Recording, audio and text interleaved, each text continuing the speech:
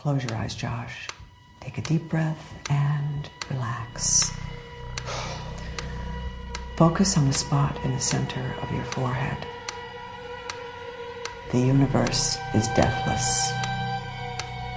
It is deathless because having no finite self, it stays infinite. A sound man, by not advancing himself, stays the further ahead of himself. Welcome to Now Playing's Insidious retrospective series.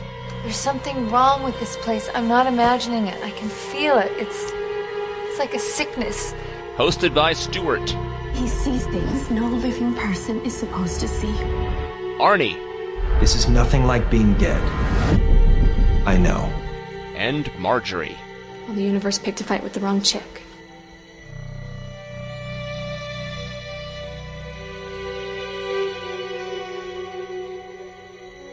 I'm not sure if you're ready to hear this yet, but unfortunately, I can't waste any time easing you into it. This movie review will contain detailed plot spoilers and harsh language. That's fine, gentlemen. Listener discretion is advised. Today we're discussing Insidious, starring Patrick Wilson, Rose Byrne, Barbara Hershey, and directed by James Wan. I'm Arnie, the haunted host of Now Playing. Stuart in LA. And I'm Marjorie. Marjorie, you're back! I am! I come back for the horror movies. Specifically the ghost movies. Which I hate. I do not like ghost movies. They scare the crap out of me. Well, you love to hate because you and I share the same affinity for Poltergeist. It was a series that you and I did together. Maybe my favorite one. We got to cover the trilogy, a couple donation series back. Yeah, I loved Poltergeist, and I still love it to this day. I'll watch it when it's ever on. But Paranormal Activity, those kinds of things, scare the bejesus out of me. Well, it's interesting you bring that one up because it comes from the wheelhouse. What we're watching today is the follow-up, in some respects, to the Paranormal Activity phenomenon from Blumhouse Productions. It's kind of weird. We're so big on horror, but we haven't covered any Blumhouse until now. I would say that they're rivaling New Line Cinemas in the 80s for creating a stable of horror franchises. Truthfully, I haven't seen any of them. Paranormal Activity, the first couple just looked really uninteresting, and Stuart, you did a mini review on the Facebook page those many years ago that made me decide I never needed to see it. I think it was called A Fight. A lot of people disagreed with me on it. So I was coming into this not because of Paranormal Activity, but because of Saw. I'm a Saw fan, and Marjorie, I, and Jacob did the Saw franchise back when that was in its latter years. And this is the director and writer who created the original Saw. And I thought they did such a good reinvention of that genre. They basically popularized what they call torture porn genre, that I was really interested to see what they could do to the ghost story. I've been hit or miss on ghosts. My experience with recent ghosts, if it's not Paranormal Activity and that, it's been a little bit older, but The Ring and The Grudge and that kind of J-horror stuff that was remade in America. Yeah, I'm not a Blumhouse virgin, but I haven't seen a lot of them. I feel like I need to because I am a horror fan, and they do have this rep. Somehow they keep doing it. They strike gold by keeping costs low. They put out these $2 million, $3 million movies. They're usually PG-13 so that they can get the widest possible audience, and they make a gross and have sequels. I'm afraid that once we start watching them, we're just gonna it's gonna fill up the future schedules of Now Playing. The weirdest thing for me is that you talk about how much money they make, Stuart. I was doing some research on this. They call this the most profitable film of 2011. I'd heard of it, but because of who put it out and everything, I expected a cast of no names. I was shocked. Rose Byrne, Patrick Wilson, Lynn Shay. Oscar winner Barbara Hershey. I know, it's an amazing cast for, I guess they don't take much. They're all willing to do a low-budget horror movie. And they're all willing to come back for the sequel that we're building up to in this two-part retrospective. Purge, Sinister. I haven't seen many of them. Paranormal Activity, that was the one that I've seen, only the original. And Lords of Salem, which was the Rob Zombie thing. But other than that, I know their reputation. I'm curious as I approach Insidious to see if they've got what it takes. I have actually not seen any of their movies. I stayed away from Paranormal Activity because I don't like those found footage movies too much, and I really don't like ghost stories where the ghosts are mean. In Poltergeist, they weren't too mean. They were still kind of kindly and pretty and sparkly. Once they get vengeful and sinister, I don't like that because, well, I'll be honest, we have a ghost in our house and it freaks the crap out of me. Oh. I'm intrigued. Our ghost name is Sylvester, and so far all he does is slam doors, and he has made himself appear to Arnie once and knocked on stuff. I heard the knocking, Arnie heard the knocking, I thought it was him, he thought it was me. Arnie turned around, saw a guy in a hat that was not me, and then the guy was gone. Wow. There was a 90-some-year-old man who used to live in this house, who died in this house, and we do wonder if he's still here, because his room, for the first few months that we moved in, the door would randomly slam. Wow. And the dogs bark at absolutely nothing. They will go to a corner of a room, and never the same corner. It's not like there's a pipe behind it, and just bark at air. Oh man, you need to set up some cameras. You could have a horror franchise. You're gonna need to capitalize on this. I have seen Paranormal Activity, and let me tell you, it's little more than slamming doors and lights flickering and a figure in the shadows. I think you've got a script there, Arnie.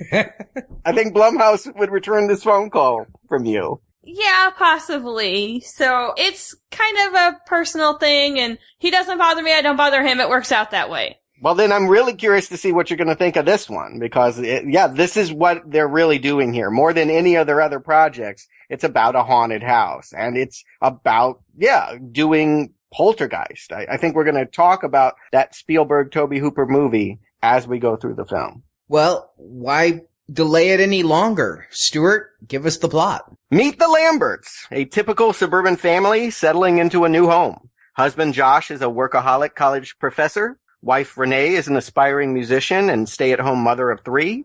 There's newborn baby Callie, forgotten middle child Foster, and then there's imaginative eldest son Dalton, who lapses into a mysterious coma shortly after investigating strange noises in the attic. Doctors can find no medical explanation for why Dalton won't wake up, and release him from the hospital after 3 months of fruitless study. The comatose child's return is accompanied by a rash of supernatural phenomenon. Angry voices scream at Renee through a baby monitor, bloody claw prints appear on Dalton's sheets, and a stringy-haired phantom passes through the bedroom window to attack the woman in her sleep. Renee tries to convince her husband that they bought a haunted house. Josh is skeptical, but eventually relocates the family to a smaller place across town. But even in the new home, the ghosts keep appearing in multitudes, and Josh's mother, Lorraine, who was helping them unpack, has a waking vision of a red-faced demon standing behind her son. She calls in Elise, a medium friend who once protected Josh from the ghost of a veiled woman. Josh doesn't remember the childhood supernatural encounter because Elise hypnotized him to forget it, as well as his gift for astral projection. See, the men in the Lambert family all have this natural ability to travel to other dimensions only using the powers of their mind.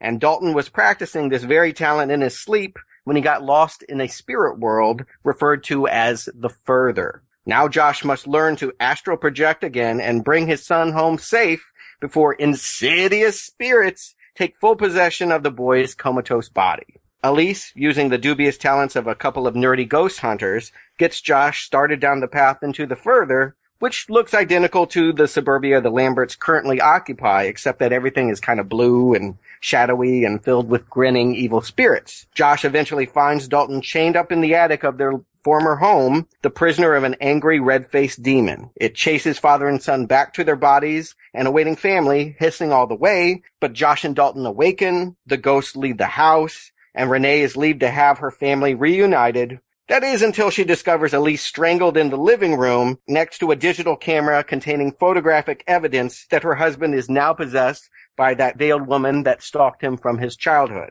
Josh sneaks up behind his wife to announce, "They're here." I'm right here, as credits roll. So yeah, you mentioned Poltergeist, and God, that's in my notes here. How Poltergeist can we get? There's a father and mother in their 30s with 3 young kids and a house that's haunted, so they bring in a medium, and the medium has 2 male younger assistants. It's plagiarism, right? I'm thinking in Poltergeist, and Elise is like maybe French for Tangina. I don't know. And that's a mixed bag for me. On one hand, I'm very protective of Poltergeist. It is my favorite movie from childhood, with the exception of maybe Alien, and I don't want anyone to rip it off. But at the same time, if people are able to tap into what was done there, I mean, great. I mean, let's face it, the Poltergeist sequels, I gave them a pass at the time, but I'm well aware they're not particularly great movies. And I would like to see the sequel to Poltergeist that it deserves. Maybe Insidious can be it. What's funny is I wasn't expecting a sequel or a remake of Poltergeist here. Thought that was coming, when is that? Next year, the year after? Depends on who you ask. It was supposed to be out 2 years ago. But yes, they do promise us. Sam Raimi, I think, is still trying to get that project made. But I was expecting a scary ghost story like the one Marjorie envisioned, and the opening credits set that mood perfectly. I think, truthfully, the opening credits are the most artful thing in this whole movie, the way it looks like it's a still photo, but everyone has this strange element moving that you get to like, where's Waldo? Well, maybe you will like Paranormal Activity. It set a bad taste in my mouth, I gotta say, because I am not a fan of found footage. I find it really tiresome when there's no story and it's just all about, ooh, what's going on in the background. It's the opening credits. So I didn't mind it. But knowing that this movie came from the people, they're crowing all over the video box and all the ads that I saw for this. We made Paranormal Activity. I don't want to be reminded of that. And this opening does remind me of that. So it's not starting off on a good foot. I'm hoping that, unlike Paranormal Activity, I'm going to quickly like the characters that I meet here, the family. It's very important that I feel some of my Freeling love with the Lamberts as we get to know them. I was okay on the opening. At first, I thought it was kind of artful and kind of neat. And then it started to feel like the opening sequence of a video game. You know how they make you watch those movies and have cutscenes? That's what it felt like to me. I see now, after I've seen the movie, that a lot of it's relevant to the movie, but I didn't know it at the time. Is it? Yeah. Are these stuff that we see again? I know, I saw there were hooves, and clearly there is a creature, the beast, as it were. That's the one you really want to avoid. Yeah. But a lot of it, I don't know, there's a lot of light bulbs and stuff. I didn't really trace it back to anything that we'll see later. There's a lot of the light bulbs. I've noticed the hooves, the handprints were the same, where the bloody handprints were on the kids' sheets, the clock, the Phil Spector looking lady with the candle. Phil Spector. Is it the hair? Yes. And the crazy face. It is played by a man. It should be pointed out that one of the phantoms, this old lady, is actually in drag. It's a male character. So who knows? Maybe it was Phil Spector. There are actually a lot of drag over themes in this, because there was another drag queen in there too. Did you notice a man in drag? I guess we'll get into it. You'll have to point it out. Yeah, I can't tell what it was signifying. Now, having heard your plot summary, you know what I really would have loved this movie to do? And there's a lot, I think, of missed opportunities here. It's not helping this movie that not too long ago, Stuart, over on our Silver donation feed, we did all of those Edgar Wright films, those dense films that are rewarded from rewatching. I saw a lot of things they could have done here that would have had that Edgar Wright ability. I'll talk about them, but one would be this opening credits. How cool would it have been if we saw spooky shit, but it was Josh's childhood, and we got to see that old lady getting closer to him and not know till an hour into the movie what it was that was scaring us in the opening credits. Oh, I like it. That's very good. But you know what? That would make Josh's backstory more central than maybe it really is. We'll talk about it as we get into it, but Josh has a long history of being stalked by one ghost, but all the other ones that we meet, including the primary one, they're new to the Lambert family. They're coming along basically because of Dalton. Everything is framed around the eldest child this time. It's not a Carol Ann, it's an older boy instead of a young girl, but they have 3 children, and only one of them matters. And 2 of them disappear. Yeah, Dana and Robbie never really did that much, but it's pretty also true here of Foster and baby Callie. I'm glad you got Callie's name, because in my notes I just put the baby. I didn't even know the gender. Yeah, I was unsure of the baby's name completely. It took a lot of digging. Believe me, people even on the internet didn't have it. I had to go back to the footage and wait. I think it was like one drawing or something like that. One moment. It's not important. I'm convinced the baby is absolutely not in this movie for any other reason than to have a baby monitor, which they kind of treat like the television static of the television set in Poltergeist. It's a way that the ghost used to freak out the adults here. It's really just so that they can give us that moment. But the baby itself, I'm not even sure who's watching it by the end of this movie. Okay, good. I'm glad it wasn't just me. I thought I missed something. But yeah, because we all know ghosts love CBs. You know, breaker, I'm haunting you. They're really technical. You guys overlook that fact. They know how to use, like, iPads and everything. Mm-hmm. Well, they got a lot of free time. But I think that the baby had a second purpose because this first act of the film is very long and very slow. But I said I liked these opening credits, and in the beginning, we are introduced to the family in this house. The scariest thing we see is books that fell off a shelf. I am convinced that the whole reason there's a baby is because scientifically a baby crying is one of the sounds that puts people most on edge. It's like this primal instinct. We're supposed to want to help the baby. It's supposed to be ingrained in our DNA. And so I think by having this nonstop incessant crying for 20 minutes was there to heighten our senses. You're onto something there, but I also think it's a very clever misdirect. These people know that the older horror fans know that they're doing Poltergeist. And if you remember that, Carol Ann was born in the house. That's what made her a target. Later we'll see a spirit standing over the crib. I think we're supposed to think that it is about getting the baby because, you know, it's a newborn in a house here. We're supposed to be paying attention to the baby so that we can be surprised when it's Dalton as the one that goes into the coma. I mean, honestly, I didn't know how the terror was going to manifest itself. You're right. These opening scenes, it's very languid. I actually kind of like the way that it's structured, or rather that it's not structured, and we just get a sense of unease here as, yeah, things are moved off the shelf and noises in the attic, and I just don't know what's happening. I never once thought it was the baby because there's not much time spent on the baby. I mean, the older kid, I forgot was there for the longest time. The baby I was reminded of because of the baby monitor. But I think that the baby monitor was just the result of having the baby in a way for us to hear what's going on. I completely agree with that. But I actually thought it was just going to be a general haunting at first. I didn't pick up on it's going to be one of the kids. But if you go back and look at it, the middle kid is the only one who gets any screen time or any quality time with the parents. I think you got that reversed. Dalton's the oldest. Is the oldest? See, I didn't even know what the hell these kids are. The other two are so unfleshed out. I know one's an infant and one's not. Admittedly, I could tell them by name. I didn't know specifically which one was older or younger either. At one point, Foster wins an award, and the mom's like, why didn't you tell us? I'm like, because you don't pay any attention to him. I mean, it's obvious that he's so unimportant to this movie. I wonder why they had him here. Again, I wonder if it's a misdirect. We're supposed to think it could be about him later. They do something early. I observed it because I paid attention to every little beat here. The dad comes home with a gift that he gives to this middle kid, Foster. And I laugh now. I think it's a pity token for him not getting to be in the movie. But I also wonder, is this preference? Does the dad like the middle kid more, or rather, is there something about Dalton that he's avoiding or that is uncomfortable? Because we'll learn that Dalton has the power that he was taught to shun. Honestly, I just thought the dad was a dick. I thought that's what was going on, is he's just a jackass. He doesn't want to deal with the kids. His wife's a stay-at-home mom who, quote-unquote, writes music, wink, wink. And was she a piano teacher, too? She's a musician. She writes music. They never said. All I know is she stays at home with the kids and he's still pissed off. She's composing songs like someone is going to listen to them. Yes. So I have to think that she's at least got a YouTube channel up of her performing. Maybe, yeah. I just thought he was a jerk.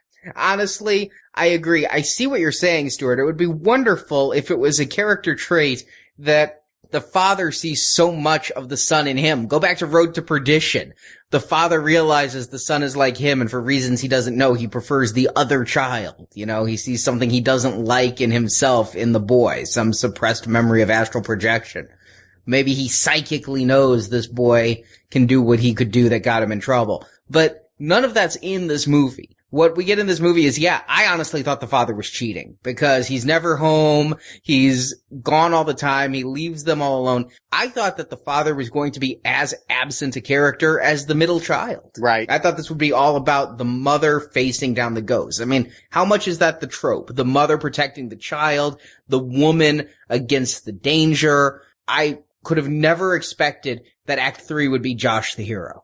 And again, I think that's by design. I think, look at Poltergeist. It did become about JoBeth Williams going in to rescue Carol Ann. The father was an avoider as well, and that meant he sat on the sidelines. It meant he was the less trustworthy parent. And here, it's the character arc. It's what we're going to learn. We're not supposed to know or particularly like Josh because we've got to see his story unfold. We're going to learn that mystery and then hopefully come around to him as he becomes the hero to this family. Renee gets forgotten, but in the beginning here, I think it's her story about, being a stay-at-home mom in a new house full of ghosts. But I must say, for whatever she does, she must be bringing in some cash because it's a gorgeous house. And I know he can't afford that on Professor's salary. Like most Hollywood productions, people live far beyond their means. I was wondering if that was going to come into play too. With the housing crisis being what it was, were we going to find out that they got this house for a steal? Was part of the reason why they were being haunted was the fact that they took advantage of former owners or something?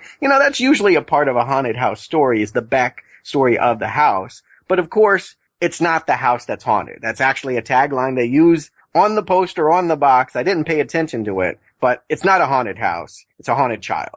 Right, and sadly I had some of this spoiled for me because watching this on DVD, there's a picture of Dylan on the cover and he's looking evil and it says, "This time it's not the house that's haunted." So the DVD cover gave away so much. Admittedly, I really hoped this was going to go Pet Sematary. I thought that he'd get possessed and now I want to play with Chew.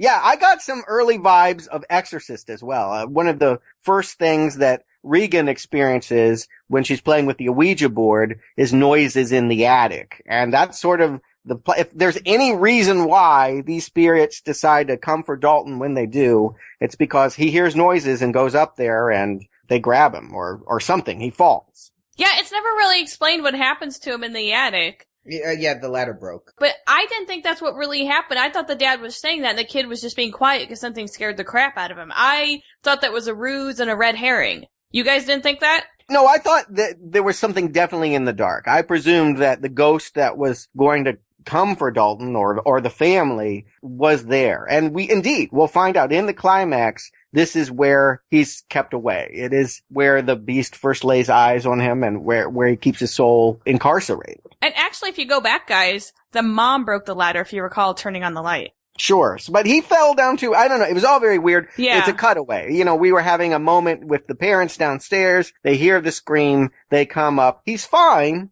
And they put him to bed. And then he's not fine. So, maybe it's an Exorcist story, Arnie. Maybe he is going to have the demon in him. He's going to wake up. He'll start projectile vomiting. Who knows what. But I'm getting Poltergeist. I'm getting Exorcist here in equal doses in this first act. I wish I was seeing a lot of that. Not knowing exactly where the story was going to go, found myself really wishing it would get there. But when we're 20 minutes into a 90-minute movie and the biggest scare is a kid bumps his head on a ladder, I'm wanting a little something. And part of it is I'm just not connecting with these characters. The father is absent. The mother, Renee, I like Rose Byrne in a lot of stuff, primarily X-Men First Class, but she's a good actress. Here, I just think she's given nothing to do. Everything she does is so rote. This isn't a found footage movie. It might as well be. Because we're just watching her cook. We're watching her play piano. No. I mean, I get your point, but there is a difference. If this were all cameras that were set up in their house and I was watching them have a relationship with taping themselves, I would not like these people. I think because I naturally like these actors, I've seen them in other things, and they just carry a good vibe, and they're convincing in their love.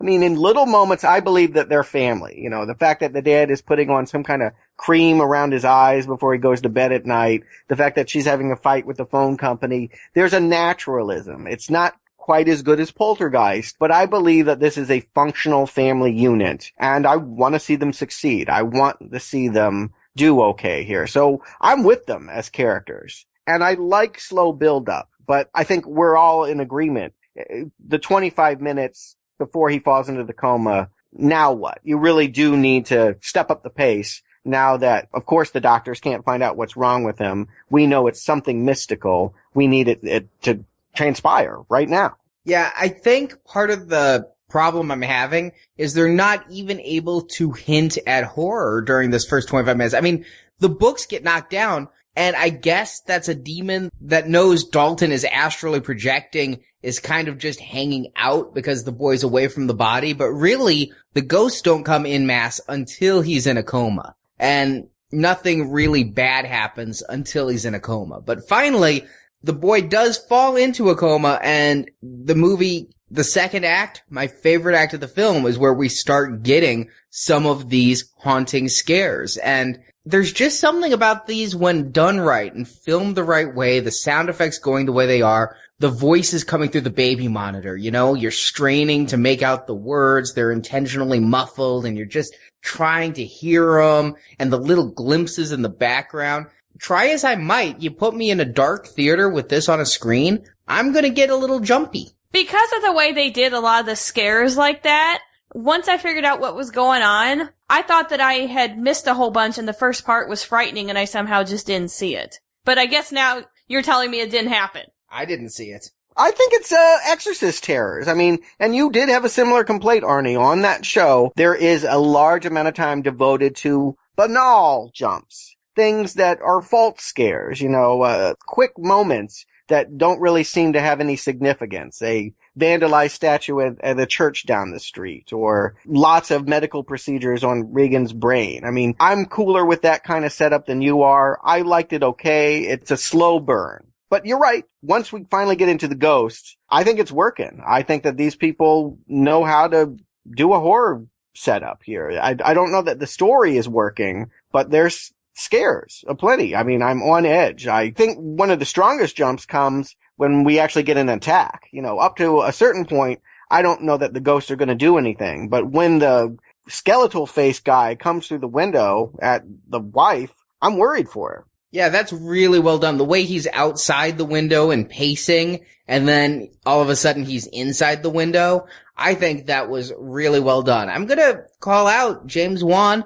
I think he does really well with his camera work and his horror setups. In Saw and in here, I think that he just has a way of filming it that brings me in. I mean, the original Saw, yeah, even when I saw it the first time, I found some of its concepts laughable, but there was no doubt that he was also filming things in a way that felt visceral and transported me into the movie. And during the second act, I am definitely there. And yeah, you're talking about all the scenes that are getting to me. That one did make me jump. Now, I had trouble and I couldn't see what was wrong with that guy's face, but you guys are saying it's skeletal? Actually, on some of the behind-the-scene features, James Wan says it's always changing. That there's times where they paint it on and it does look skeletal. They changed the makeup effects so that it would look different at different points. The idea is you were never to know what was wrong with the guy. Okay, then that worked because I could not figure it out at all. And I was totally missing it. And I'm like, why can't I see his face? What is it?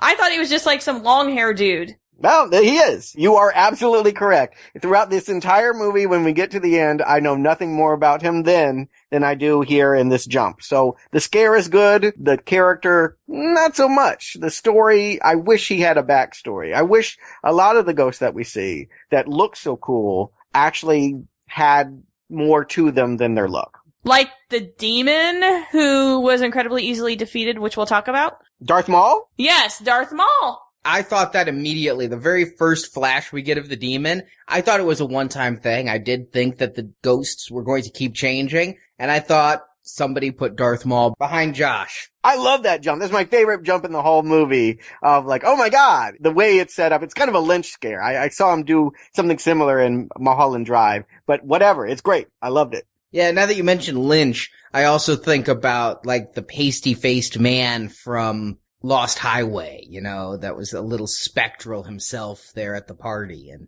right. And Lynch loves ambiguity, doesn't need to explain most of why the things are doing what they're doing, and that's why they're scary. I think Wan is taking that cue. He just wants to get to you. He's only giving you enough information to scare you. He doesn't want to reveal who these characters are. I mean, what Juan calls this thing in the DVD extra materials is lipstick face demon, because that's literally the makeup they use to give him that look. And he's played by the composer of the film. It's a real group effort here. The screenwriter has a part in here. The composer has a part in here. I feel like it was almost a homemade production here. A lot of people wearing multiple hats. There was a composer. I honestly thought that they put a electrified cat on a keyboard.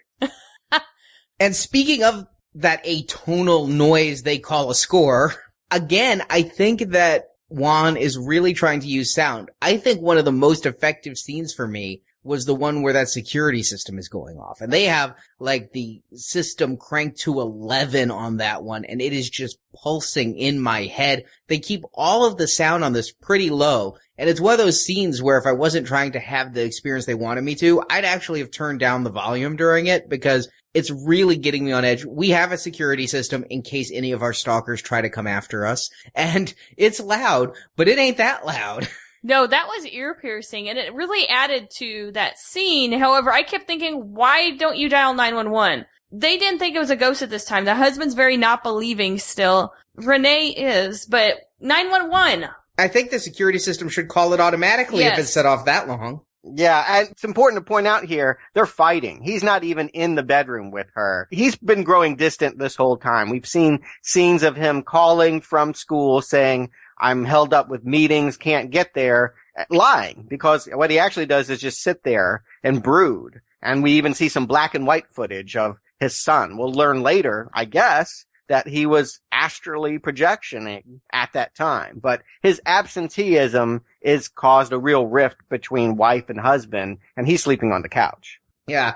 Did you notice when he was sleeping in the classroom, though, they did a little thing behind him in the classroom, behind the very well-branded Macintosh laptop? There was nothing. And then he kind of falls asleep, and there's a chalk drawing of Billy, the puppet from Saw. And then he wakes back up, and Billy's gone off the chalkboard. No, I totally missed that. That's kind of fun. Little cute Easter egg there to stick in there. This movie is filled with that kind of stuff. So I'm torn. You know, I'm seeing a lot of derivative scares, but I'm seeing effective scares. And I'm seeing a lot of cool looking creatures, but I'm not really learning anything about them. And I guess we're supposed to think up until the 35-minute mark that it's all about the house. We start to like Josh because he relents. He finally tells Renee, all right, let's go to a new house. And the demons come with them. The spirits are with them. It is not the house. It is the boy. When she's doing that first scene in the house, did you notice that little kid with the hat on in the laundry room as she walks by? Actually in the house, and just sitting still? Yeah, when she's walking through because her music's playing and it changes, when she walks by their laundry room, that kid is standing in there with that hat. No, I didn't see that. There's no movement, no nothing, and I didn't connect it because I'm like, well, that's weird. Is that a coat rack? And then when they showed the kid running through the house, I'm like, oh, that was in the laundry room. I love that about this act of the film. And it gets to the point where we start noticing things. Like we were watching it and they're coddling the baby and we see the window and we're like, is that a face in the window? You remember the 3 Men and a Baby ghost thing where there was the standee of Ted Danson that everybody thought was the ghost of some dead teenager? It was an urban myth. I remember it being told that, yes, there was a ghost in 3 Men and a Baby, and no one noticed until the movie was released. It was completely fraudulent, but yeah, I remember it. It was like that. I don't think they intended to have a ghost in the window. I think there was like maybe a teddy bear on the windowsill,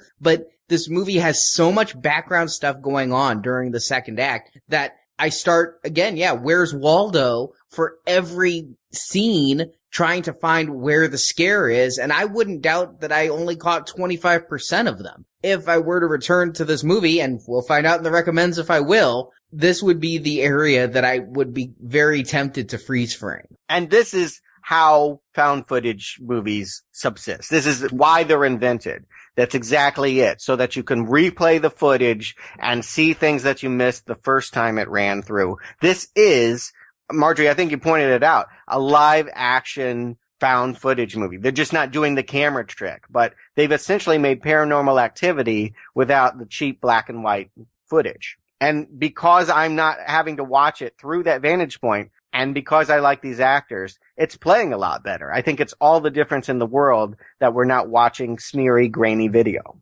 Agreed completely. Oh, that part of the reason I don't like it is it makes me sick. Yeah, the shaky cam and the conceit of it. I have seen too many found footage films, and I don't think I would have agreed to be on this retrospective if this was one of them, honestly. I just don't like them. I know in advance, not recommend. Probably, if all the Paranormal Activities are like that, I can pretty much say down the line, not recommend. So this is really engrossing me because it's cinematic. The washed out colors add to the ghostly quality, and the fact that these people are smart enough to move. Yeah. Yeah, you respect them. They're not dumb. If you were in a house and all these things were happening to them, they could have written some bullshit thing about, oh, we can't move because Dalton can't be moved because he's comatose. They can move him. They moved him into the house. They move him out of the house.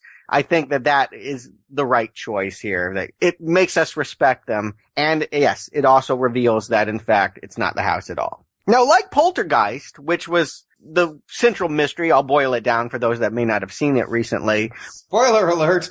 The suburbia was built atop a graveyard, and it was filled with lots of wandering spirits who weren't necessarily angry, but needed a light to dwell upon, and that light was a small child. I think it's very similar here. I think that's what Dalton plays for much of these spooks that are floating in and out of here. They don't want to hurt him. They just are drawn to him, and thus they're filling up the house. But there is one. It's called the Beast in Poltergeist, and it's this lipstick-faced demon here that actually wants to take control, possession of the child.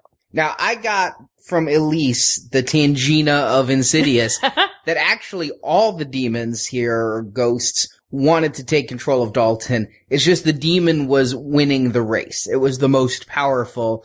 It was the one with the red face, but all of them wanted the body. That's why they were there. But yeah, that's too many ghosts. Then they needed to cut this down. That just wouldn't work. I mean, how are they all going to possess the child? Well, no, not that they all wanted to at once, but it was like a race to see who could get the body fully at first, is the way I took it. But the problem is it doesn't explain how they're doing this, why the lipstick demon's winning, why is a demon winning over just a regular ghost, why is it only bad ghosts trying to do it, because they all seem to be malicious. I don't know, that kid was just kind of running around having a game. I mean, I don't necessarily think that any of them meant any real harm. What about the skeletal guy? Okay. They were all insidious, Stuart. I must confess, the titling of this movie, if you look at any of the artwork, for reasons unknown, they make the S in the I red, where all the other lettering is white. It makes me think of C, like Spanish. Every time you say Insidious, I'm like, no, senor, it's Insidious. But yes, they are insidious. I suppose you're right. I'll concede that. That's funny because I thought it was just a play like Insid, inside us, inside of us. Maybe, but I don't know. Because the title's meaningless, right? I mean, come on, it's just a word. It's just what they do. It's sinister. It's insidious. It's executive decision. It's, any of these annoyingly bland titles. It's what looks good on the poster. Open Merriam-Webster to a thesaurus page and call it a title. Okay, but I'll go with what you're saying. It wasn't clear to me as I was watching the movie, but upon reflection, all of them are evil. Every single ghost that we see has evil in their past and has evil intentions for Dalton. I didn't get that watching this, but okay. I think that makes it very, very confusing then. And I question the choice about having so many ghosts when obviously the one to care about is Lipstick Face. I completely agree with that. Although they trick us because we're also supposed to care about Veilhead. I don't know. Does she have a better name? The old lady? Yeah. I'll go with Veilhead. I mean, she's the first one we see. In the very beginning of the opening credits, she blows out a candle. She's the one who starts us off. She's the one who will finish us off when we get to the climax. She is actually victorious where Lipstick Face fails. And I'm not positive that all of these ghosts had malicious intent for Dalton so much as they were greedy. They sensed a body, they could have life again. Yeah, I think it works in that way. I think if you wanted to make that clear, it should have been shown, not told. A lot of the things that we understand, all of the things we understand, if we understand anything about the second act, comes from the new character that's brought in here. That, yes, Barbara Hershey, Josh's mom, says, I've had this happen before, and let me bring in the person that fixed it back in the past when you were a boy, and brings in Bob Shea's wife. I saw Lynn Shay in the opening credits, and I was torn. On the one hand, I'm like, is that the woman from Kingpin and Nightmare on Elm Street? I mean, she does almost anything you want her to, but on the other hand, she's up there in years, and the last time I saw her, she wasn't looking so good. She looks the same age, whether it's now or Kingpin. So, Yeah. regardless of how old she actually is, she appears to not have aged a bit. Now, if she looked really old when she was young, I think that might be the case. But I was excited. I like her. She always plays quirky characters. She's fun. She was just like Tangina, a little bit weird. They made it quirky. A little taller. Yeah, a little taller. Maybe 6 inches or so. No, a couple feet. Yeah. But I wish that she had that Tangina air about her. The way Tangina spoke, that weird nasally drawl, that made the character in addition to the look. Lynn Shay, she can play weird. I mean, I've seen her as Magda in There's Something About Mary, and I've seen her in really bad horror films. I believe she was in that 2001 Maniacs. She was with Robert Englund. Yeah. So I know she can do quirky. Here she's playing it almost too normal, which on the one hand it's refreshing. Having the mediums always be Whoopi Goldberg and Ghost could get old. But on the other hand, I could use a little quirkiness here, and instead of it coming in Lynn Shay, it comes in her 2 Geek Squad assistants. Yeah, I think the idea was that they've been scaring us so much that they needed to bring in comedy. And Tangina worked in very much the same way in Poltergeist, that you wanted a laugh. You wanted a character that, makes you laugh. I think you're right. It's the supporting characters. You can't possibly trust anybody that comes into your house with Viewmaster slides and says, I'm going to find ghosts here. But Specs and Tucker, they're the Tweedledee and Tweedledum of this enterprise here. I'm not even sure that they do much, but one of them is the screenwriter, so I think he just wrote himself apart. Well, he was also the star of Saw, which he also wrote. Was he the star, or was he just a plot device? He was the one chained to the toilet. Yeah, that's not the star. Carrie Elways is a star. Yeah. I thought Danny Glover was the star of that one, but it's been a while since I've seen Saw. And Lee Whannell has a comedic quality to him. I think he had that pretty much in Saw. It helped him there. I like him as the comic relief. I'm not overly familiar with the other guy. He had one of those familiar faces. I've probably seen him on TV or something, but they do have this good back and forth. I enjoy their banter. It's okay. I wish they had more to do. Like I said, I laughed about the Viewmaster. That was a nice touch. The idea that it could be simple, that finding ghosts doesn't have to be about having all this tech, all these high-tech computers. And I mean, that would have been the way to go, is that we designed all of this instrumentation. Here, they literally just have different slides of UV filtration that they use to go around the house, and that's how they're going to find something here. I wish they did more, and I wish that we saw more of their interplay here. But I like the quality that they bring to this movie. This vibe changes in the second half of the film, and they're part of the good of that change. Just so you guys know, Tucker in 2007 was voted one of the world's sexiest people. A lot must have happened in those 6 years. Who's doing the voting? It's by Who Weekly Magazine. So who is exactly correct? Exactly. I think he came up with that himself. He is the writer of the group. He's the one that's going to publish the book. Specs, of course, is the one doing the photography. No, you got that flipped, actually. Specs is the one writing. What? Yeah. Yeah. That's so confusing. Why would they do that? Because he was the screenwriter and he wanted the bigger part? Yeah, he wanted to do it all. I don't even think the other guy did one damn thing, or even had a line of dialogue. No, he did, because a picture's worth 1,000 words. I know he said at least that. Yeah. Okay, alright, you're probably right. My only problem with these two guys is I'm starting to notice a pattern to the scares. Like when they're doing the Viewmaster slides, I just knew their beats. They always did the same thing. Like normal, normal, normal, scare! Normal, normal, normal, scare! And so when he's going through the Viewmaster's list, I'm like, yep, nothing, yep, nothing, yep, nothing. Scary twins, all right, knew it was coming. And James Wan in the DVD extra said when they did the scares, they wanted them to be earned. He didn't want to have any false scares. The kind of crap where people go and open the closet and it's the cat. No cats. No pussy scares?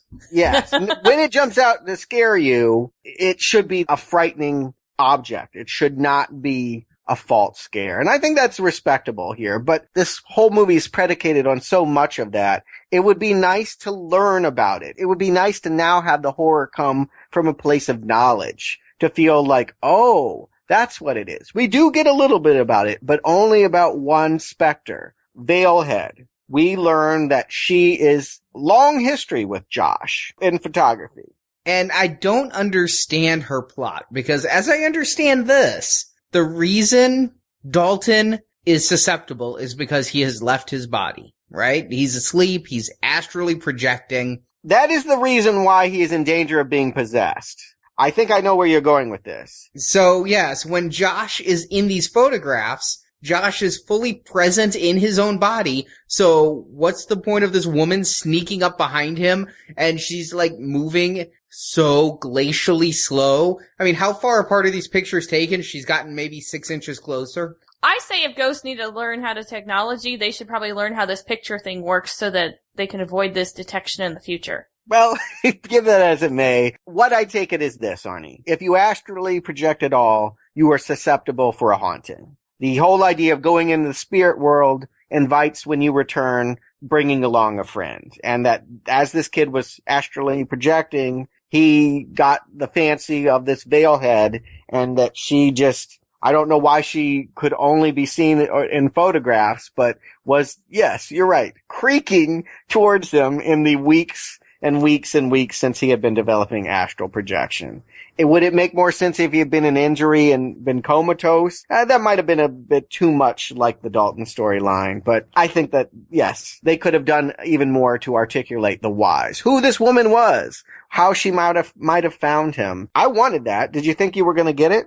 I didn't think so at all, but I was curious why there was only one ghost following him when Dalton has like 10. Maybe it is indeed because he's comatose, and that makes it even more inviting. I mean, at this point, it's been well over 3 months of him outside of his body. So, yeah, the word's gotten out. Everybody knows in the further to go looking for this boy. We've glossed over in this conversation the entire conceit of this movie, which when I saw it and they revealed it, when Elise shows up and reveals the big secret is astral projection, immediately my heart sank. Really? Astral projection? That's going to be the source of all your scares? I kind of like psychic ability. If you're born with the shine, then so be it, and you're going to have ghosts following you around. But the fact that you're out there looking for ghosts in a spirit form, I remember, I couldn't tell you the title. Maybe one of our listeners can come to the forums and tell me. But some movie I saw in the very early 80s when I was like 6 about a prepubescent boy who could leave his body and be invulnerable and be able to see dangers and spy on his girlfriend and teachers and things and communicate with ghosts.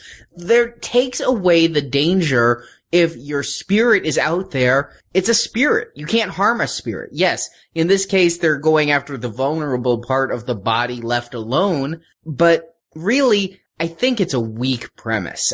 I just don't like it. Don't take away the only thing that's original about this movie. I mean, this is what they're proud about. And you listen to the screenwriter and the director talk about what they were doing. They were boasting about the fact that no one had ever done this before, and that this is what everything hinged on. Up to this point, we're cribbing from everything you've seen before. We're now going to a place you haven't seen before. It's a little quirky, but we've had plots like this in recent years. Out of Body, Avatar, or Inception. We've played with the whole idea. Nightmare on Elm Street, for that matter. In dream states, are you in the same amount of danger as you are in waking? Playing with that reality versus dream world. Well, here it's reality versus spirit world. I can go with it. but I don't love it. I had to look up what it was, because I was still kind of unsure exactly what astral projection entailed. Is it something I could just fall asleep and boom, I've done it? No. We need to do a shocker retrospective if you want to talk some astral projection. I guess it's just a single movie review, not a retrospective, but... But yeah, I just don't like this as a conceit. I just think it removes danger. I prefer the body and soul to be in danger together instead of the body's in danger and the soul's out there floating. It removes scares. And the moment they said it's astral projection, this movie lost its effectiveness. I had really enjoyed that portion of the second act, but as soon as she gives her reveal, and I'm on the edge of my seat, I want to know what it is. I want to hear about the beast or the demon or whatever you're going to call it this time. And once she goes astral projection, it's like they just flipped a switch in me. Well, I'm going to mention the movie Exorcist, because this is where it really starts to come into play. The boy does get possessed. We get one scene of Dalton rising out of the bed and kind of yelling at him or something here when they have a seance. Question. What seance do you wear a gas mask to? God, I thought it was Dr. Satan from House of a Thousand Corpses. I mean, that mask is... It adds to the mystery and allure, and if I was this kind of person, a medium or a Ghostbuster, I would play up all the weird stuff. I think it doesn't help that they let us see the bottom of it when they put it on her, and it looks like an elephant trunk. I like the look. Don't get me wrong. It's plenty scary. I mean, whenever you depersonalize someone by putting that kind of mask on them, it always works for me. But Marjorie, you'd only put on the mask if you were a fraud, right? If you were trying to con people, you'd be like, yeah, we'll do this and I'll talk through the tube and you'll transcribe. There's no reason why she can't just hear the voices and say it and him write it down here. The mask is just like a touch that is so unnecessary. I get from IMDb trivia that what they're doing is ripping off the comic book Sandman, not the Spider-Man villain from the Raimi movie, but Neil Gaiman's original Sandman comic wears almost this exact mask, and he's a master of dreams. Oh, okay. Well, cool comic book reference, but you need to justify it. And maybe that's my beef with the entire movie, is that so many good-looking things aren't justified with any kind of backstory. I did like the end of the scene, though, because, first of all, I like when the guy's writing and it gets more frantic and more dangerous. It's bringing me back in. Astral projection, you had me going away, but this is starting to bring me back in. You got the flash bulbs for no apparent reason other than to create a mood, but it's creating that mood. And then the boy does wake up and comes out, and I'm like, yes, I'm getting my child's play. He's gonna play with them now. And no, he just, uses the force to knock them back and goes back to sleep. Well, I think we'll have plenty of other movies to talk about evil children, certainly when we get to some of our Stephen King. Yeah, but I wanted it here, and instead I don't understand why the spirit was able to take control of the body short term. It was able to lease but not buy. Its credit wasn't very good. We don't even know, was that the demon? Yeah, it was the demon because we see Specs with the camera, and he plays the footage back, and we see it literally puppeting him. Okay. You'd think Specs would write smaller, though, too. I don't think he had any control. I thought he might have been possessed. It was hard to tell. It does not help that they immediately jump to Poltergeist 2 for Act 3 when Josh enters the spirit world. I just went back to our Poltergeist 2 conversation, which the people who donated a couple years ago for our spring retrospective, hopefully you've heard, or if you got our DVD, you've heard. In Poltergeist 1, Stuart summarized the ghosts are attacking the house. Poltergeist 2 is called The Other Side. And we had this conversation about when they go to the other side and how much we just preferred if they'd stayed on this side. Yeah, it's always hard. You're projecting heaven, hell, those kinds of conceptions are difficult to do, particularly on a $3 million budget. I think they do it wisely here. I think the whole idea of making it the same as Suburbia, making photography different. He floated. Originally, they were going to have him float around, and they dropped that. I think that was wise. But making it not dissimilar from the world we know, like it's just a unseeable layer of our own reality. That's how it's treated here. Yeah. When he floats out the door, it looks like he's being dragged on like a skateboard or a dolly. He probably was on a dolly. You got it. I saw the behind the scenes. Yeah, that was amusing. I really hoped that was the way he'd be going through the rest. I mean, if you have a man on a dolly being scared by a man who smeared lipstick on his face, that's comic gold. This is where it got really strange. I will admit, I agree with you, Stuart. I like that the Further, stupid name, looks like a neighborhood, and it's something real. I mean, I suppose it plays psychologically for me that a disembodied spirit would create a vision of the ether to be the familiar, a house, and that he's just wandering around all these ghosts. Kind of good. And yes, it does look much better than that never-ending story blue screen cloud from Poltergeist 2. Had Poltergeist 2 been a lantern in a dark house, I might not have laughed as hard. The lantern trip through the weird house with the drag queen and the people who get shot is just all very bizarre and not scary at all. This is where the movie lost me. And I had zero interest in this once they got to the demon, and the demon did nothing. Well, you mentioned the drag queen. Well, who was the drag queen? The lady ironing. That was a man, baby. Oh, okay. She was barely lit there. I don't know what that was. But yeah, we see this family. A father is whistling, reading the paper. There are twins. One of them decides to get a shotgun and shoot everyone else. I don't know why. And they're all so happy about it. Yeah, the grinning. Again, I hate to keep using the word poltergeist, but I just think of clown. You know, the idea of smiling as being a way of being scary here. Twins, I'm seeing recycling of Shining. I'm seeing things I've seen before. You're right, Marjorie. This stuff isn't particularly good. Yeah, especially since it's completely new behavior. I don't get this. Is this like a temporary place like in Poltergeist where they hang out? Why are they doing this? It seems almost like a fun house. I did not get this at all. And the demon's up there like sharpening his claws and sewing. Well, I get that. I do get that. The demon lives in the attic. That is where he first encountered Renee and Dalton. That the demon is confined to the attic.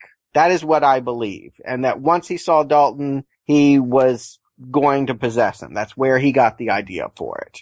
But this doesn't make any sense. Why is he confined to the attic? Why is he sewing? I like that whole trick, though. I mean, I like the idea that he's a marionette maker. I don't know exactly what he's making, but there's puppets there. And, you know, we saw him puppeting the child around there.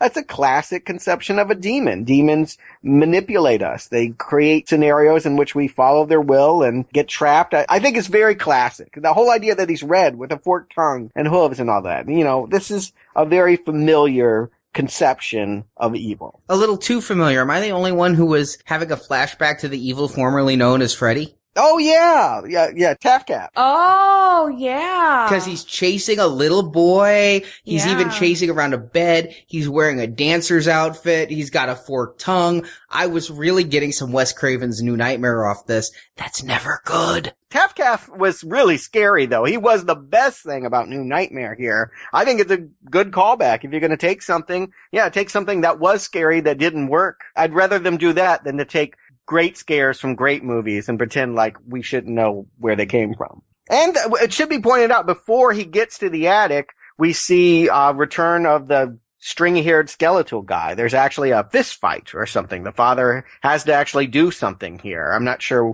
what would have happened if he lost, but it's showing him more as an active character after spending most of the movie remote, aloof, and not present. Are we supposed to understand that the reason he was so aloof was because he was brainwashed to suppress himself? I hadn't thought about that. I just really go back to that he was a jerk. And there had to be a reason he was a jerk. I mean, what made him do this? I'm still asking why. And maybe that's my problem, but maybe the screenwriters should have asked why, because, yes. I mean, they're not going to give us an answer. You can project anything you want, astrally or mentally, into this movie, but it's not in there. And I'm with Marjorie. I think this could be seen as almost a redemption story. He was an absentee dad who preferred to be at work than deal with home life just because that kid never stops crying. And this is him having to make good for it, is actually step up and take responsibility. Okay. Well, I don't like these sub-demons or ghosts or whatever they are, but I'm relieved when we finally get Lipstick Face. I wanted to see this battle. He had the scariest jump in the first half. I want it to be a showdown in the second half. I do agree with you though, Stuart. I wish the ghosts in this Further had a frickin' point. I wish anything in the Further had a point.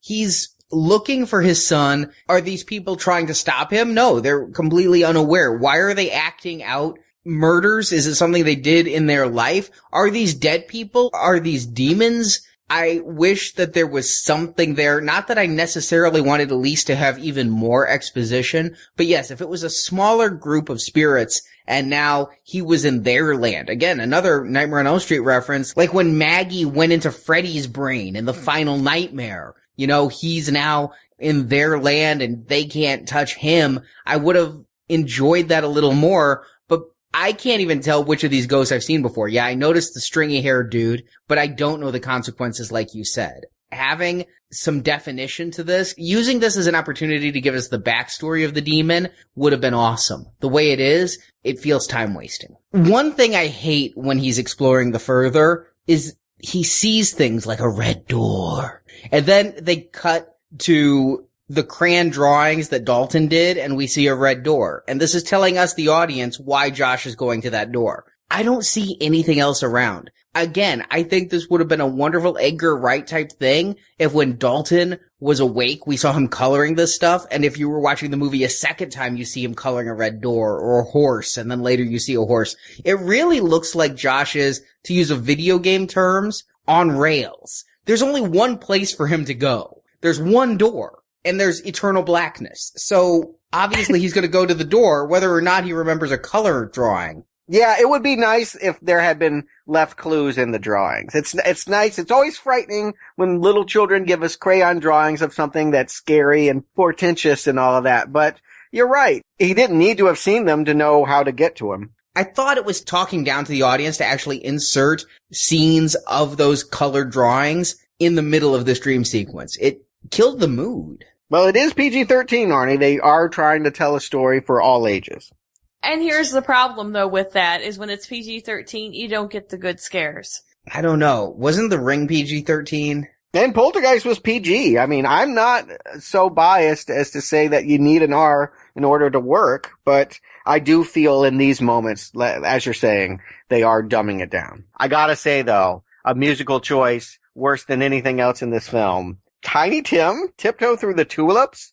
That is not happening. As a scary theme, that is never going to frighten me. No, but what they were trying to do is using that old-timey sounding music to add an element of creepiness. A lot of times in haunted houses, I don't know if you go to haunted houses, Stuart, a lot of times they'll take you through like a living room setting or whatever and play that old, weird, whiny music. Like a phonograph, yeah, like a mono sound. Yeah, I love that. It's effective, but Tiny Tim, again I say, Tiptoe Through the Tulips is never going to work. In Dreams tried it with Don't Sit Under the Apple Tree, you know. I mean, they try whatever. Yeah, Fallen had that Rolling Stone song, Time Is On My Side. I've seen many horror movies try and fail to make something that's a pop song into a scary theme, and this is the worst. Sometimes it works. I will never hear Nights in White Satin the same again after Halloween 2. A movie I didn't like, but that scene was effective. But yeah, here, Tiptoe Through the Tulips. How about Stomp Out the Door?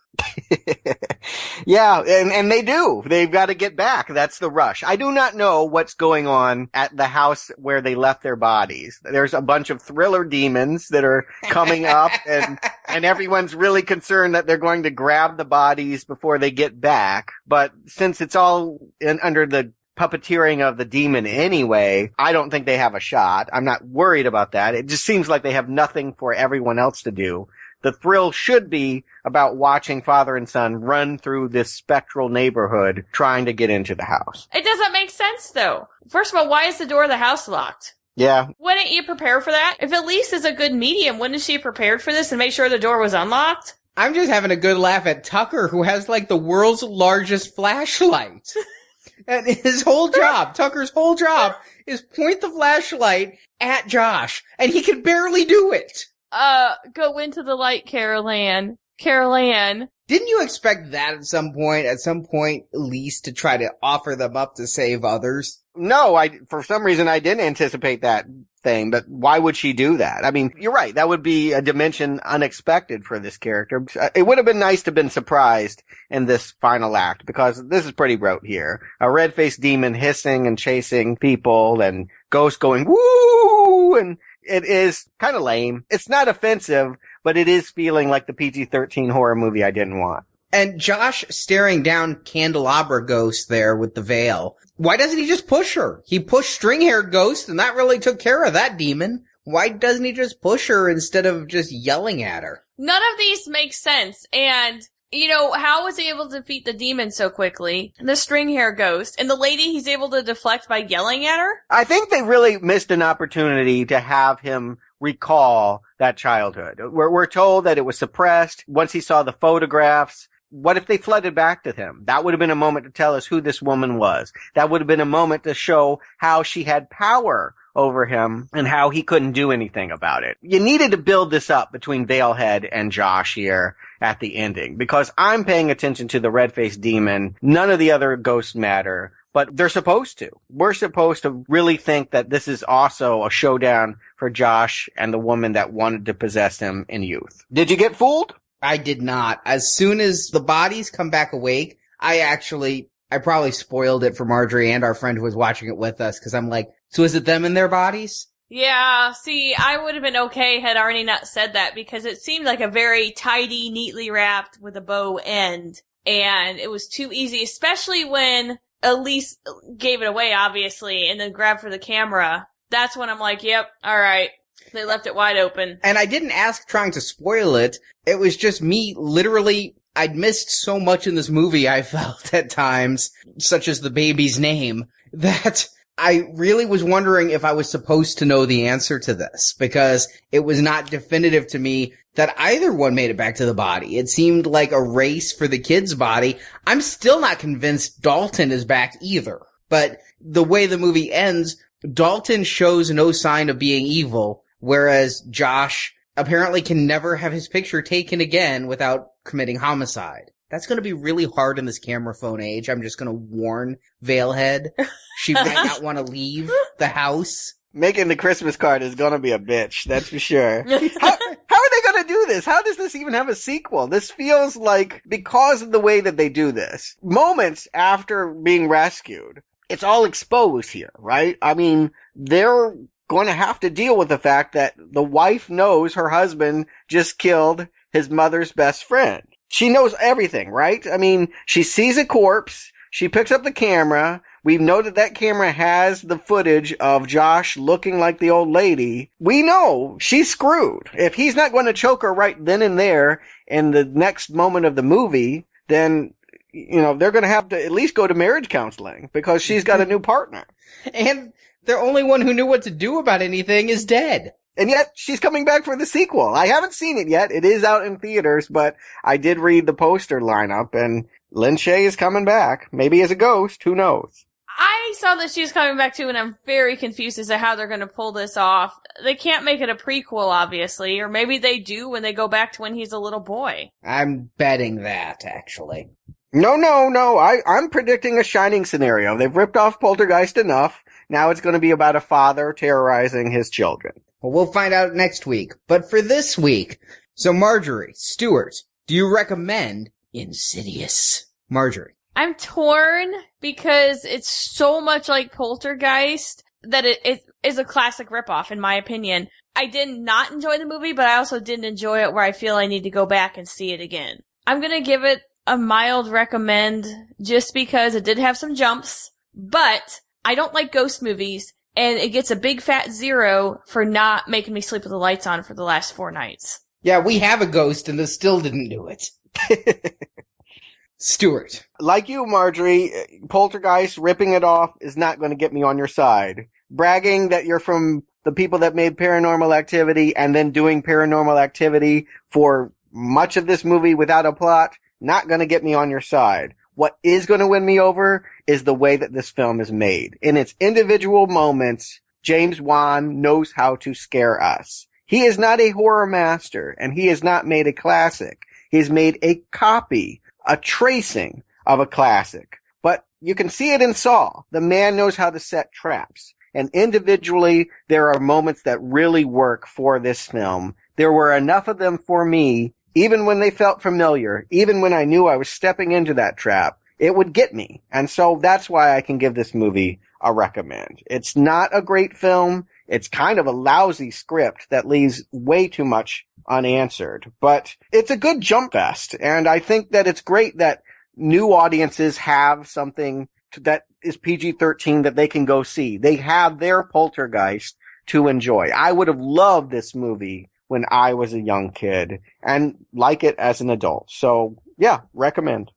And I'm gonna go weak not recommend. I really agree with what you guys are saying about this. I do like the Poltergeist callbacks. That said, they're a little bit too obvious, too lazy. The fact that a family of 5, 3 ghost hunters, all they needed is somebody ripping off his face, which I would have liked. But the first act is so slow and the third act is so inane. You're probably wondering how this is even a weak not recommend. But that middle, the haunting portion, is so good. It makes me know they could have really done something here that I would have loved. And they just didn't do it. I'm not a fan of the astral projection. I'm not a fan of the further and the way it was visualized. And I think a strong cast and a good middle act carry this to where it's not a total waste of time, but it's certainly not anything I recommend you see. There's so much else out there. This really let me down, especially by the end. But that said, God, Lee Winnell, I walked out of Saw and I'm like, that movie was ridiculous, but man, if I don't want to know what happened at the end. And I'm the same way here. I'm right there with you, Stuart. I am very curious what is going to happen in Insidious 2. Is it going to be the father hunting the kids? Will they take it in such a different direction where it's not haunting anymore? Is it going to be something so classic man versus man in that way? I don't know what they can do, but I want to find out. I just hope we get a little backstory this time. The challenge is, particularly for Wydell, is to justify all of these things you have not explained yet. We're owed. At this point, you're going to make a sequel and tell us more story. We deserve answers about what Veilhead is and why she wants Josh. That's what I hope to see. But yeah, I'm curious. And obviously, with this being a recommendable movie, I'm hoping they can keep it up. I hope it at least matches what they did. Well, we'll find out next week. And listeners, let us know what you thought. Head to our forums. There's a link from nowplayingpodcast.com. And also at nowplayingpodcast.com is a banner at the top that talks about our current donation series, where if you want some really scary horror, let's not talk Insidious, let's talk Hitchcock.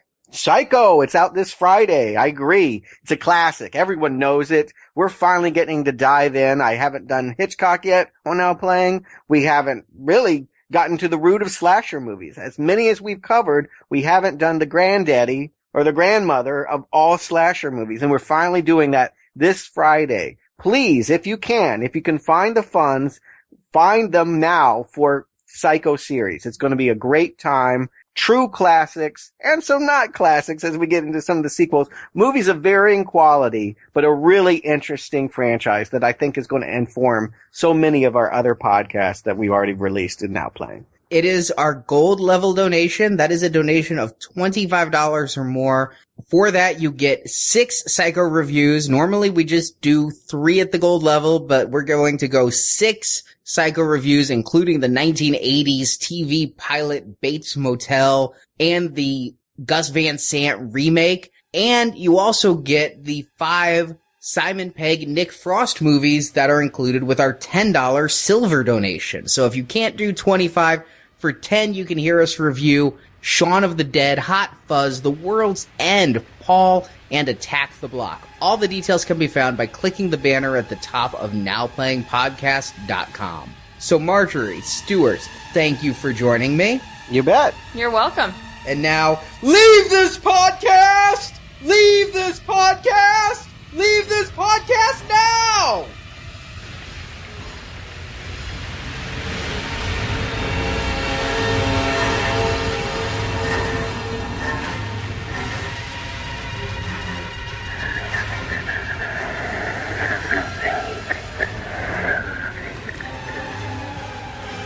thank you for listening to this episode of Now Playing, and we hope you've enjoyed the show. You called me here, and I'm taking that as an acceptance of my readings.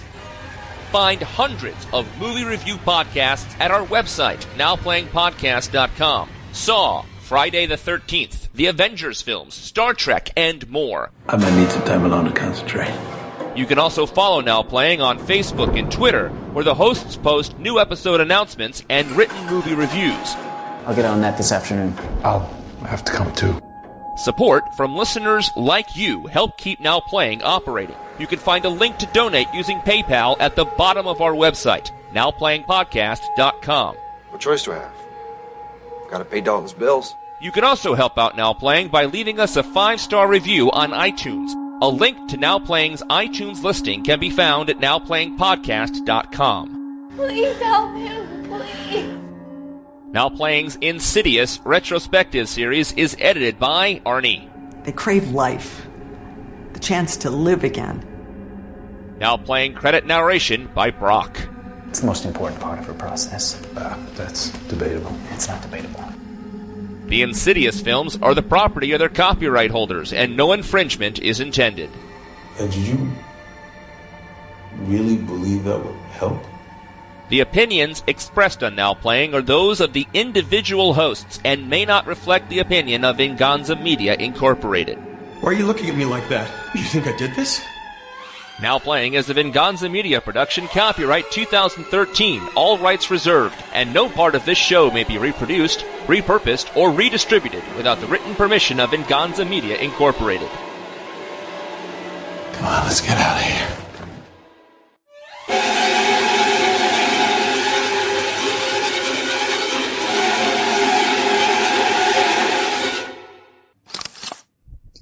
Where's my notes? They're in the attic. I'm Arnie, the haunted... Oscar winner Barbara Hershey. Hershey, yeah. Oscar winner Barbara Hershey. I can't say it.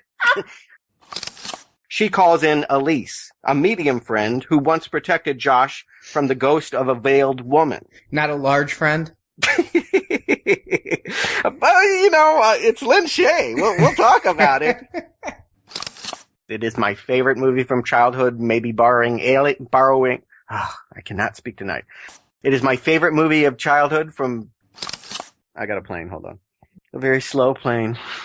A crashing plane? My God, what's going on?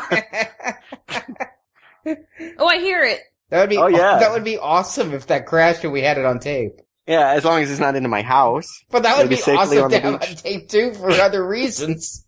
Yeah, thanks, guys. Imagine the donations we'd get. Stuart's last recording. Why is it crashing? Wow. I'll be hanging out with that old man in your house, making you pay for that comment. All right. It did become about JoBeth Wellia. Well, I was getting some Exorcist vibe as well. Just playing. I think it's circling. Hold on. It's gonna take 2 crashes. It's trying to get it right for you, Arnie. Wait, that angle wasn't right for the best audio pickup? Hey, let's switch to a video podcast real brief so I can record that. Okay, I think I go. But what was I saying? Of course I've forgotten at this point. Leave this podcast! Leave this podcast! Leave this podcast now! Okay. Pretty good. Now, what you don't know, Stuart, is I get to hear this every Tuesday night, just variations of this screaming and yelling, and it makes the dogs go crazy, and... Oh, Arnie. Actually, on some of the behind the feet... Behind Lorraine. Renee? No. Oh, the mother? Okay. It was behind the son, though. Oh, behind the kid. Josh. Behind Josh. Fuck it. What they call him in the supplemental material is red... no. I want to say that again, too. Yes. Yeah. Yes. It sounded like you were belching material. What they called him in the supplemental... And there's a chalk drawing of Billy, the puppet from Saw. And then he wakes back up and Billy's gone off the chalkboard. I don't know what Billy from Saw is. It's the puppet that you were with me when I bought the toy. It has the swirlies on the cheek. The puppet. Oh, yeah, sure. Swirlies on the cheek. That's a good one, Arnie. Yeah, but I know what you mean. Okay. It was an urban myth. I remember it being told that, yes, there was a ghost in 3 Men and a Baby, and no one noticed until the movie was released. It was completely fraudulent, but yeah, I remember it. Yeah, my sister actually is the one who got paid $250 for selling that story to the Inquirer. And she's been scamming the world ever since. But, not Spectre, Tucker? not Carlos. Who's Carlos? Yeah, wrong movie. I was looking at Spencer and Carlos. Who's Spencer? Arnie, we're watching Insidious. Come back to us, Arnie.